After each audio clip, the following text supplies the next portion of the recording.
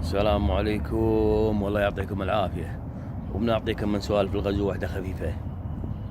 في يوم من الأيام كنت ساري جاي من، ما أدري والله، يمكن جاي من خيطان، ما أدري. المهم إن نقطة تفتيش عند بيتنا. وقفت طلب الهوية، أعطيته البطاقة المدنية. البطاقة المدنية كان لونها قبل أحمر. خذاها الريال، كان يقول لي هذه هوية هندي سندي مندي. أنا ضحكت، يعني شوف، مو على البال.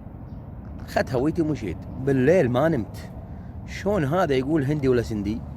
اصبح يا صبح، واقوم الصبح اروح الدوام، نداوم بالمطافي طبعا، وارد النقطة واقعد اتناجر وياهم عن النقطة. هذه هوية شنو ما هوية شنو، صراخ انا وياهم.